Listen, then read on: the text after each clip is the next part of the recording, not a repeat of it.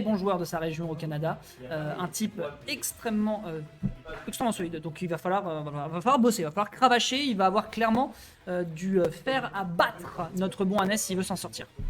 Exactement, surtout que quand on est en région parisienne, toutes les petites weekly ça va être chouette. Ouais, non, Tranquille. les chaises se marchent un peu dessus. Et c'est parti. Alors, j'ai pas vu sur quelle map on partait. On est sur PS2, la classique, hein, la grande classique. Et comment ça va partir là? On chope une banane, forcément, tout de suite. Oh. Ça, je trouve que ça annonce la couleur quand dans les 3 premières secondes, un Roy te met en up B quand t'attaques son shield. Tu te dis, c'est potentiellement un gameplay un peu plus défensif. Ok, je retire ce que j'ai dit. En fait, de toute façon, les deux sont obligés de se jauger et ensuite de se rentrer un peu au contact. Je cherchais. Je veux savoir ce que tu faisais pour potentiellement reprendre le cast après, ouais. Reprendre le cast pour qu'ensuite j'aille faire de l'emplette. Ouais, tu me dis, ok, ça marche. Il y a un moment que tu veux me remplacer aussi, moi. Si un moment Je vous laisserai peut-être tous les deux, ouais. Si le free play est ouf, moi je serais chaud. Si à un moment tu veux me remplacer. On se relaiera, on verra comment on se débrouille. Ouais. Donc, excusez-nous pour ce petit interlude. Donc voilà, donc ici un update qui est récupéré. Donc ouais, j'allais dire que de toute façon, c'est très bagarre. Les deux joueurs ont besoin de se jauger. Ils ont juste pas le choix parce que non seulement Zi, il a besoin d'être au contact, mais donc d'être très proche de son adversaire. Et être très proche de son adversaire, ça veut dire prendre un risque parce que comme vous le savez bien sûr, Roy est plus fort à la garde de l'épée qu'à la pointe. Donc forcément pour lui, c'est une prise de risque. D'autant plus que s'il a du mal à le tuer, il sait que l'adversaire derrière, il va réussir à s'en sortir et avoir du mal à le tuer, c'est forcément ne pas lui rentrer dans les gencives. Et d'ailleurs, les chiffres parlent pour eux-mêmes parce que les hommes mentent, mais clairement pas les chiffres. Et là, le singe, pour l'instant, il est pas loin de se faire roussir le poil. Même avec toute cette rage accumulée à 105% sur PS2, Hannes arrive encore à tenir le choc. Il a failli tuer sur un carton. Il a failli tuer sur un backer carton. Voilà, le F-tilt sur la couverture de roll en ledge trap. Ça prendra la stock tous les jours. Et on a envie. Alors, il faut vite reprendre la stock. Mais par contre, 115% seulement sur Roy. En vrai, on est à kill %, mais pas sur tous les setups de kill de Diddy Kong. Là, je sais pas typiquement si un up smash tue. Ouais, avec la tente de rage, peut-être. Il a tenté de lui atomiser sa vie. Ouais, voilà, tu vois, on n'a pas de rage, ouais. ça tuera pas tout de suite. Ouais, on est d'accord. PS2, c'est pas non plus le plafond. Alors, il faut savoir que c'était scale aussi. Il faut savoir que comme il l'a utilisé 2 fois de suite sans toucher quoi que ce soit, le move fait moins de knockback et moins de dégâts. C'est pour éviter le spam, puisqu'il y avait une sainte époque où, notamment sur Melee, le laser de Fox faisait 3% tout le temps. Ce qui était une époque de merde, il faut quand même le dire. En tout cas, voilà, ma soeur, si jamais tu m'écoutes, je ne t'aime pas beaucoup quand tu faisais ça. Pour l'instant, en tout cas, ce qu'on voit, c'est une petite remontada qui est proposée de la part de Zi, qui se ressaisit un petit peu, certes. On arrive ici à bien outspace pour éviter le B out of shield, c'est bien vu. On n'oublie pas également que le personnage est un low profile, donc ça peut aider si jamais il n'est pas trop proche de l'adversaire. Mais pour l'instant, en tout cas, c'est bien gentil d'esquiver, mais le but du jeu, je crois que c'est de prendre les stocks de l'adversaire. Et là, pour l'instant, on dit patauge un peu, si ce n'est qu'il prend un léger lead. Ouais. Il remonte, il prend un lead, voilà, on a ce fer, on a trouvé une banane. On n'a pas trouvé le backer, c'est dommage. Ça, par contre, on a des belles choses. Oh, attends, il y a eu plusieurs choses en même temps, là. On arrive à trouver un grab, c'est... Ok, non. Je sais jamais faire la différence entre la dash. Bien. Oh, on arrive à trouver ce banane F-smash.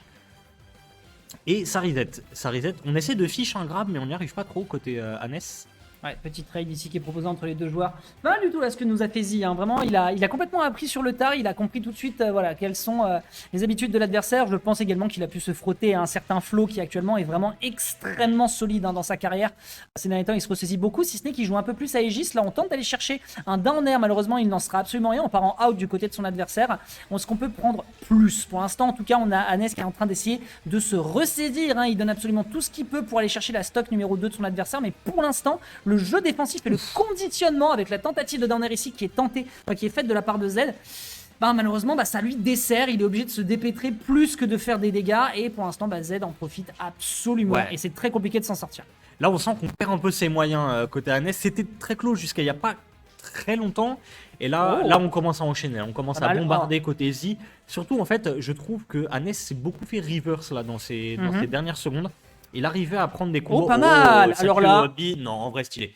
En vrai. Mais Zi, il fait beaucoup de kills comme ça avec de B. Il y a des belles choses. Hein. Pour le coup, c'est un peu peut-être la 5e fois d'affilée là qu'on le voit jouer Diddy Kong ici. Ouais. Il arrive souvent à prendre des kills au B au lieu de remonter directement, il fait un petit sachant qu'il avait une stock d'avance, de toute façon, il avait juste aucune raison de ne pas le faire. Tu vois, je veux dire, voilà. Le risk reward était très bon. Quitte à faire un constat sur la gueule des tonneaux à la fin, tu vois, tu t'en fous. Si ça avait réussi à prendre la première game, ça valait clairement le coup. Le joueur canadien, pour l'instant, donc, qui fait une très belle ouverture de score. Voyons voir ce qu'il va pouvoir proposer pour la game suivante. Alors attention. Attention à savoir ici sur Turn City, map très resserrée, donc forcément une map qui va beaucoup avantager Roy qui a un bon kill power latéral.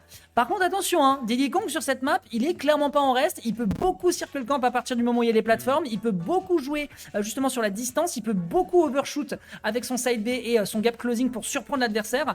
Donc attention, pour l'instant en tout cas, ça va encore une fois en faveur de Hannes, mais c'est comme ça que ça s'était passé à la game précédente, si ce n'est que Z reprend tout de suite l'ascendant, on sent qu'on a bien appris de la game numéro 1. Ouais, exactement, là on le sent un peu plus confiant sur ses combos, après bon, c'est encore très close, on va voir ce que ça va donner. Encore une fois, Hannes qui essaie de trouver un grab, ça va pas passer, on a une banane, oh on a tenté ce... Attends, il se passe beaucoup, t'as vu, il y a beaucoup de reverse simultanément. Bah, disons que les deux ont une bonne frame data, ils sont obligés d'en abuser, là c'est très bien vu, heureusement qu'on avait un saut, On ne tuera pas avec le plafond de Turn City. Mais oui, il y a eu beaucoup d'interactions. En fait, les deux veulent profiter à fond de leur frame data pour essayer de se défendre. Parce que, en fait, je sais pas si tu le vois, mais jouer défensivement, peu importe le premier des deux qui s'y met, c'est forcément perdant. Attention à pas sauter. Hein, parce que là, sauter contre un Diddy Kong à ces pourcentages-là, c'est la pire chose à faire. On va se prendre un gros coup de jambe, coup de patte bien jointe du singe dans la figure. Mais là, et en fait, ils peuvent pas jouer défensif. Les deux sont obligés d'aller très bagarre et absolument de rentabiliser leur avantage state. Ouais, et voilà, ça prendra la stock, le monkey flip. Effectivement, bah surtout là, il a pas réussi à tuer plusieurs fois avec le up smash parce qu'on l'a dit, c'est plus dur de tuer en envoyant vers le haut sur cette map. Par contre, là, on arrive à trouver un neutral B, on glisse sur cette peau de banane. Qu'est-ce qui se passe? Là, on se regarde. Là, j'aime bien ces situations où on se regarde vraiment dans le blanc des yeux. C'est en mode je chill, tu chill. Bah, c'est-à-dire qu'en fait, t'en as un, il est en mode j'ai pas envie de me retrouver en retard. Enfin, j'ai pas envie de me retrouver à égalisation. Et t'as l'autre, il est en mode j'ai pas envie de me faire gratter mon retard. Exactement ça. Et c'est rigolo parce que tu pourrais être moins risqué justement déjà quand t'es à égalité. Mais le problème, c'est que quand tu sais que Hannes, bah, il est en danger parce qu'il a du mal à prendre l'ascendant sur l'adversaire, bah, c'est tout de suite plus difficile. Et pour l'instant, bah, les singeries de Z, elles font café, hein, notre bon chevalier de Fire Emblem, pour l'instant, hein, le perso de Weebos, ça lui fait pas justice. Perso de Weebos, les gens en général le jouent pas forcément pour son style ou pour le jeu de quel il vient. Il le joue parce que Roy, de fantômes. C'est exactement ça. Tel Pac-Man est ok. Oh, pas mal. Le nerf qui va enfin prendre la première stock, un petit souffle. On respire un peu. Par contre, là, il n'y a plus de plateforme. J'avoue que ok, on arrive à trouver cette phase, un nerf.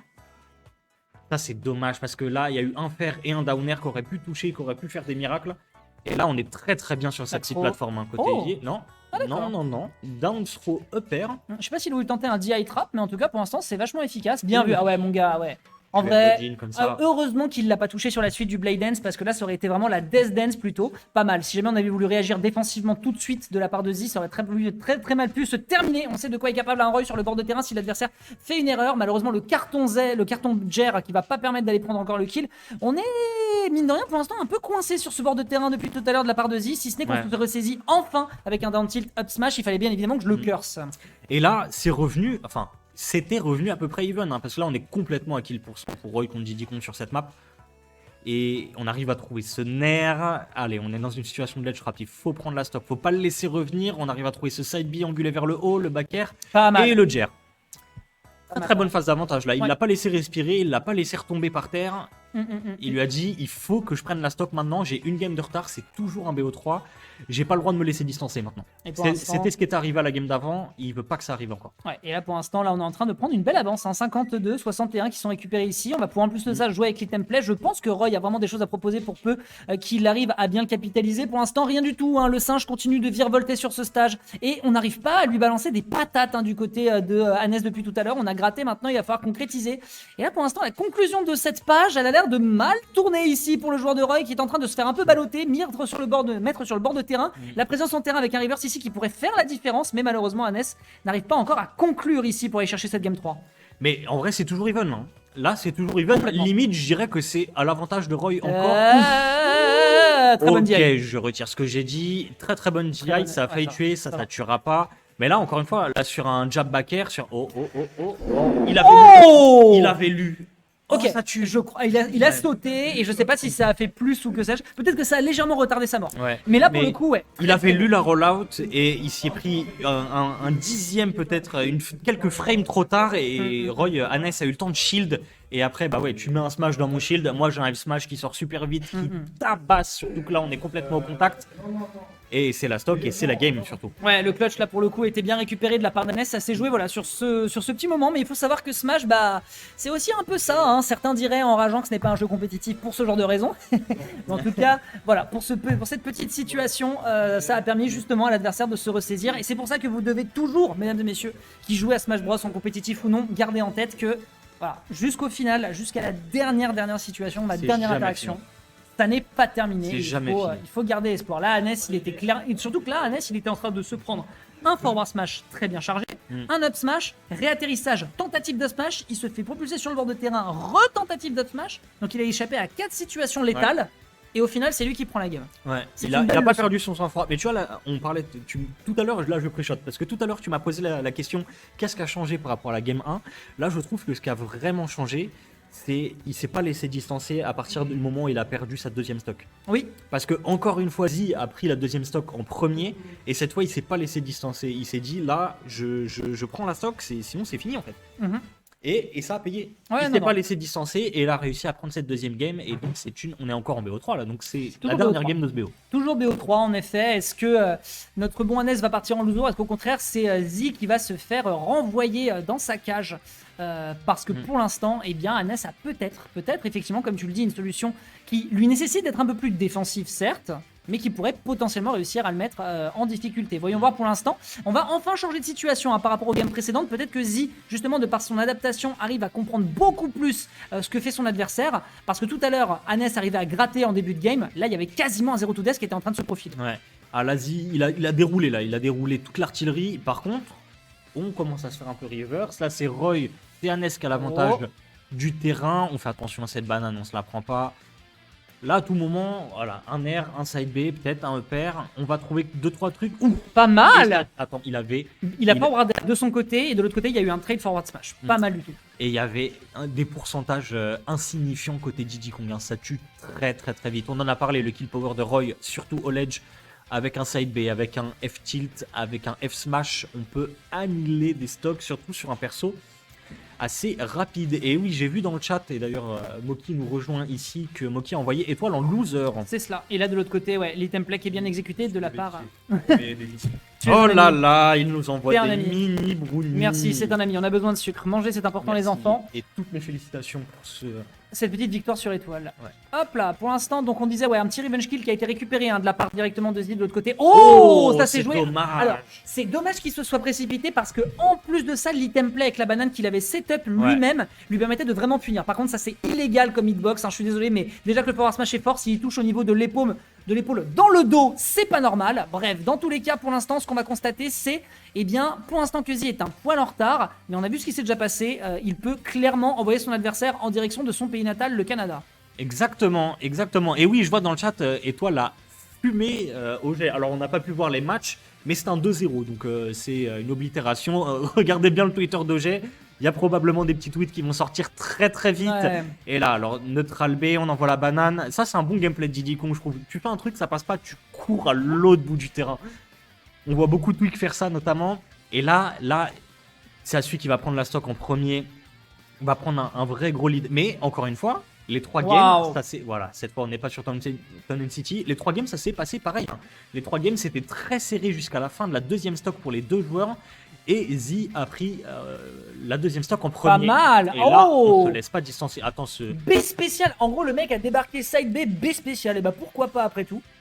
Pourquoi pas après tout. Mais oui, effectivement, c'est une très très bonne gestion également sur un terrain très long de vouloir justement partir et faire croire à l'adversaire qu'on s'éloigne et qu'on repart en full screen. Parce que t'as tellement de capacité de gap closing avec Diddy que pour l'instant ça peut jouer. Et là, mesdames et messieurs, on a un Anes qui va être en train de jouer sa peau pour réussir à se débarrasser de ce singe et de faire l'upset, puisqu'on le rappelle que c'est un gros excellent joueur canadien, donc ce serait effectivement une belle victoire pour Anes qui pour l'instant s'en sort pas mal. On met l'adversaire un peu en difficulté, attention quand même parce que là on joue défensif et un peu en autopilote, on pourrait se permettre de partir hors du terrain, donc là ça peut être dur, ça peut être très très dur. Là on va avoir une situation de back air, c'est le moment d'aller chercher potentiellement un ledge trap pour son adversaire, il y a un jeu d'item play avec la banane qui peut faire la différence. Merci la plateforme de PS2 pour s'en extraire et c'est assez complexe pour l'instant pour Anes.